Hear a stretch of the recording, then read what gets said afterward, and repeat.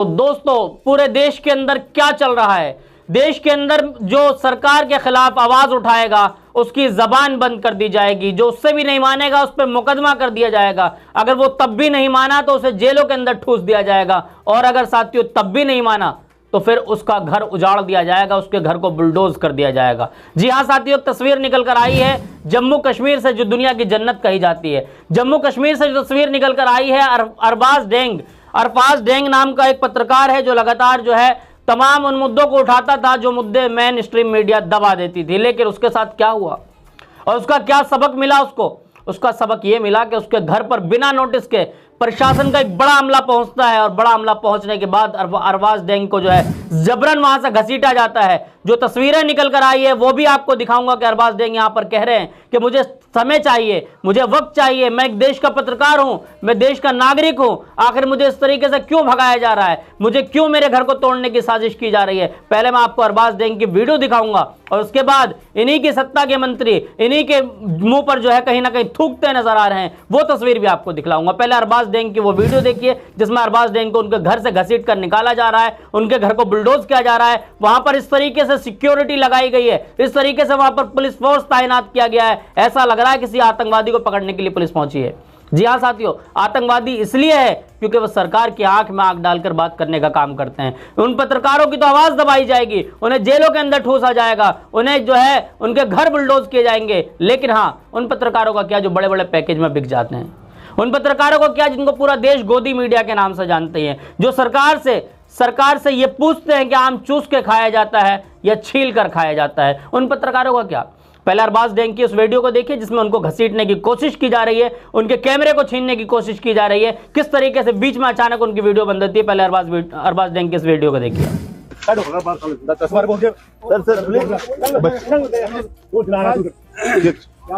अभी देखेंगे आप यहाँ पे कितनी बड़ी मात्रा में पुलिस, आप हाथ नहीं लगाइएगा, हम छेड़ नहीं रहे हैं आपके साथ। मेरा मकान तोड़ने के लिए यहाँ पे कितनी भारी मात्रा में है, जेडीए की स्टेट लाइन दुनिया जहान की कब्जा है, लेकिन मेरा मकान तोड़ना है क्योंकि हम सच दिखाते हैं। ये देखेंगे आप, थोड़ा सा टाइम मांग रहा हूँ मैं इनसे, लेकिन इनके पास टाइम नहीं है हमारे लिए। ये पूरा घर मेरा यहाँ पे है, पिछले 40 सालों से हम यहाँ पे रह रहे हैं, और ये गुंडागर्दी आप देख सकते हैं, इतना तामझाम एक अरबाज डेंग के लिए, एक अरबाज डेंग। सर मोबाइल क्या मेरा, मोबाइल का रखा सर, टाइम मांग रहा हूँ मैं, नोटिस कहाँ पे है? किसी का घर आप कैसे तोड़ सकते हैं? किसी का घर आप कैसे तोड़ सकते हैं? किसी का घर आप कैसे तोड़ सकते हैं? सर मैं एक जर्नलिस्ट हूँ सर, ये देखिए लाइट कर रहा है।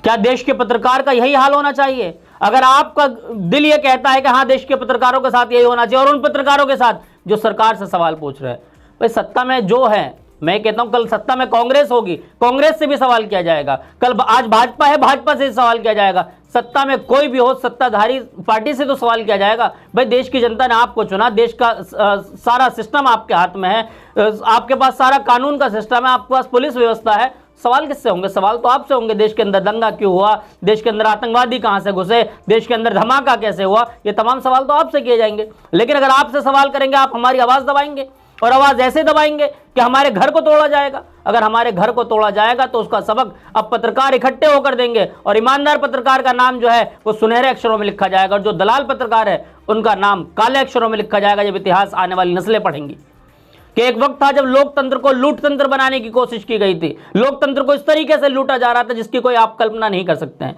साथियों, इन्हीं के सरकार के मंत्री हैं, उन्होंने किस तरीके से इनके मुंह पर जूता मारा है वो भी तस्वीर में आपको दिखलाऊंगा। काविश अजीज है जो पत्रकार है, जो अपने ट्विटर हैंडल पर लिखती है, काविश अजीज लिखती हैं, इस आदमी की मैं फैन होती जा रही हूं। कौन लिख रही है? काविश अजीज, जो पत्रकार है, सच्ची और ईमानदार पत्रकार है, डेली एक्स पर बहुत ट्वीट जो है ये एक्टिव रहती है। उन्होंने साफ लिखा, इस आदमी की मैं फैन होती जा रही हूं। ये जम्मू कश्मीर के भाजपा मंत्री के रविंद्र रैना है। पत्रकार अरबाज डेंग का घर गिरा तो रविंद्र रैना ने कहा कि एक घर गिरा है, हम 10 घर देंगे। साथियों सोचिए, घर गिराने वाले भी तुम ही हो, और उन्हीं के कुछ अच्छे लोग भी हैं। मैं समझता हूं कि वो कहते हैं कि बहुत बड़ी जो है वो कोयले के खदान में जो है हीरा निकला करता है, तो सच्चाई यही है। एक पत्रकार ने अगर ये लिखा है कि मैं आपकी फैन होती जा रही हूं, क्यों लिखा है? कि जो सरकार लगातार घर पे घर गिराने पर लगी, और खास तौर पर माइनॉरिटी के तो घर गिराने की पूरा लिस्ट बनाई जा चुकी है कि आखिर किस किस का घर गिराना है। मैं समझता हूं कि अगर कोई अवैध कॉलोनी होगी साथियों, अवैध कॉलोनी में अगर 50 घर होंगे तो 50 घर को अगर अवैध होगा तो 50 घर अवैध होंगे, लेकिन इस सरकार का सिस्टम पता है क्या साथियों? अगर आपने सरकार से सवाल पूछा है तो फिर आपके साथ क्या किया जाएगा? आपके साथ ये किया जाएगा कि आपका घर अगर चौथे नंबर पर है तो 3 घर छोड़कर चौथा नंबर आपका, यानी कि पहले आपका ही घर तोड़ा जाएगा, बाकी सबको छोड़ दिया जाएगा, क्योंकि आप सरकार से सवाल पूछ रहे हैं। जी हाँ, रविंद्र जी की मैं आपको वीडियो भी दिखलाऊंगा। रविंद्र जी और साफ कहा है वीडियो में कि मैं कोई राजनीति करने नहीं आया हूं, लेकिन अरफाज डेंग जो है उनको अगर उनका एक घर टूटा है तो हम इनको 10 घर देंगे। तो साथियों, भाजपा के मंत्री ऐसा कह रहे हैं, क्या भाजपा के मंत्री भाजपा में रह पाएंगे? सवाल इस बात का है कि भाजपा क्या इसको हजम कर पाएगी कि उन्हीं के मंत्री उन्हीं के खिलाफ, उन्हीं के जो है बुलडोजर कार्रवाई के खिलाफ जो है वो जबान खोल रहे हैं। शायद भाजपा को हजम हो या ना हो ये कह नहीं सकते, लेकिन रविंद्र जी को सलाम है, दिल से सलाम है ऐसे मंत्री को, वाकई जिन्होंने आपको चुना है, आप उनका हक अदा कर रहे हैं। आप उनके नमक की जो है मैं समझता हूं कि वैल्यू रख रहे हैं, मान सम्मान आपके मन में उनके लिए बाकी है। जी हाँ साथियों, तो मैं ये कह रहा था आपसे कि जिस तरीके से अरफाज डेंग का जो है मकान गिराने का जो प्लान बनाया गया, किस तरीके से उसके पीछे साजिश रची गई, यहां तक कि मंत्री जी कह रहे हैं कि मैंने फोन पर बात करी कि अरफाज डेंग आप घबराए नहीं, एक घर टूटा है आपको 10 घर देंगे। तो क्या अरफाज डेंग जैसे लोग की मैं समझता हूं कि उनकी सोच को खत्म किया जा सकता है? क्या ऐसे लोगों की मैं समझता हूं ये एक मिशन है, पत्रकार जो है वो भी एक मिशन है, क्योंकि देश के 4 स्तंभ है ना साथियों, चौथा स्तंभ है पत्रकारिता। पत्रकारिता को जो बाकी रख रहे हैं उनको वाकई दिल से सैल्यूट है, और उन तमाम लोगों को खास तौर पर जो आज के टाइम में पत्रकारिता कर रहे हैं और सच्ची पत्रकारिता कर रहे हैं, सलाम है रवीश कुमार जी को। रवीश कुमार जी के पास जब ऐसा लगने लगा कि एनडीटीवी बिक चुका है, रवीश कुमार जी ने लात मार दी, लेकिन आज पूरा देश का ऐसा प्यार ऐसा मिल रहा है कि वीडियो डालते हैं सोशल मीडिया पर अपने यूट्यूब अकाउंट पर और कुछ ही घंटों में करोड़ों लोग उसको देख लेते हैं। यह है देश का प्यार, यह है जनता का प्यार, और ये जनता की जो आवाज़ है वो इस तरीके से फैलाई जा रही है। लेकिन हो सकता है कि सरकार इन पर भी कब्जा कर ले। बहुत सारे बड़े बड़े पत्रकारों के यूट्यूब चैनल तक बैन कर दिए गए, यूट्यूब चैनल बंद कर देती है सरकार, क्योंकि सरकार को पता है कि मेन स्ट्रीम मीडिया का लाइसेंस जो है वो तो हमारे कब्जे में है, लेकिन जो यूट्यूब पर लोग लगातार मुखरता से बोल रहे हैं उनकी आवाज़ कैसे दबाई जाए? तो उनकी आवाज़ ऐसे दबाई जाएगी, उनका अचानक जो है एक मेल भेजा जाएगा और डायरेक्ट उनका अकाउंट उड़ा दिया जाएगा। तो अरफाज डेंग की आवाज़ कहीं ना कहीं नहीं दब रही है। अरफाज डेंग के साथ देश का वो तमाम पत्रकार है जो एक एक सच बोलने की ताकत रखता है। और पहले मैं उन मंत्री जी की आपको वीडियो दिखाऊंगा जिन मंत्री जी का मैंने जिक्र किया कि रविंद्र रैना जी है, पहले उनकी आप वीडियो को देखिए किस तरीके से अरफाज डेंग के समर्थन में उन्होंने आकर खड़े हुए और ये बोला कि एक नहीं 10 घर हम आपको देंगे। पहले इस वीडियो को देखिए। अगर डेंग साहब का एक मकान गिरा है, 10 मकान डेंग साहब के बनेंगे, क्या बात करते हैं? अगर सरकार की तरफ से अगर कोई भी चीज दी जाती है, कई सोफा, अब देखो सरकार, देखिए मैं यहाँ कोई सियासी बयानबाजी नहीं करने आया हूँ, एक मिनट, चूंकि सरकार, अब इसमें सरकार किसकी है? जम्मू कश्मीर की चुनी हुई सरकार है। बुलडोजर लगा है तो कोई गवर्नर साहब ने बुलडोजर नहीं लगाया है। मैंने गवर्नर साहब से बात की है, गवर्नर साहब ने कहा कोई एलजी एडमिनिस्ट्रेशन की तरफ से बुलडोजर का ऑर्डर नहीं आया है। अब कहां से आया है? मैं यहां सियासत की बात नहीं करूंगा, मैं किसी के घर में आया हूं, किसी का हाल चाल पता लगाने आया हूं, और मैं यहां कोई सियासी बयानबाजी करने के लिए नहीं आया हूं।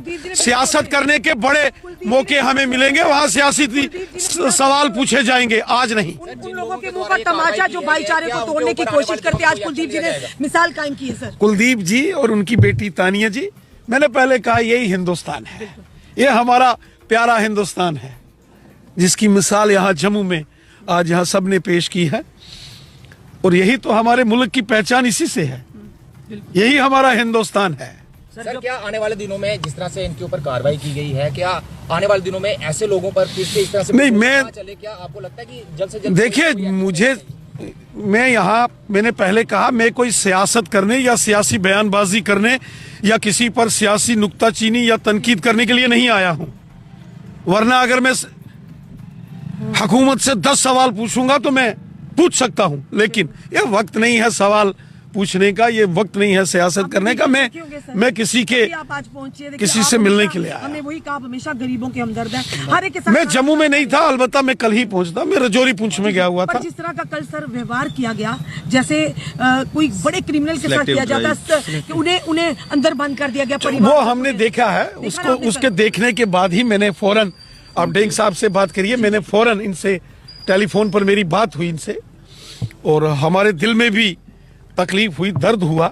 हम भी जैसे आम लोगों के लिए दर्द दिल रखते हैं, उसी तरह हर एक शख्स के लिए दर्द दिल रखते हैं। काश आप जैसा दिल हर एक नेता के दिल में हो सर। अब इसका जवाब मैं नहीं दे सकता। जो पत्रकार सच बोलते हैं कि उनके साथ सबके साथ ऐसा इसको दबाने की कोशिश नहीं, not at all, not at all, no. मैं इससे जर्नलिस्ट को सर, आप- प्रोवाइड जी। करवाई जाए। देखो, मेरी बात सुनिए। ये सवाल आपको मेरे से नहीं बल्कि जम्मू कश्मीर की हुकूमत से पूछना चाहिए। इसका जवाब वो देंगे। उमर सरकार तो कहते थे जब जी हाँ साथियों, देखिए आपने वीडियो, रविंद्र रैना जी किस तरीके से मुखरता से बोल रहे हैं, कह रहे हैं कि ये राजनीति का विषय नहीं है, मैं यहाँ कोई राजनीति करने नहीं आया हूँ। और उन्होंने कहा कि मैंने उसी दिन फोन पर बात करी थी, अरफाज डेंग के साथ मैं मुस्तकिल तौर पर खड़ा हूँ।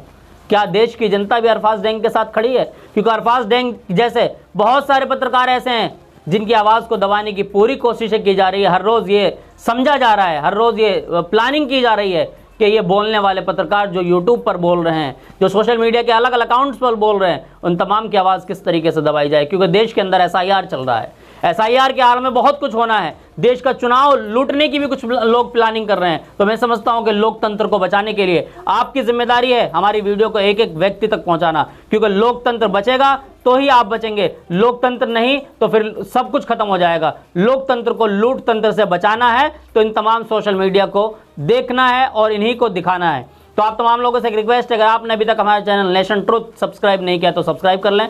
लेता हूं आपसे अलविदा, फिर मिलूंगा किसी वीडियो के साथ। देखते रहिए नेशन ट्रूथ।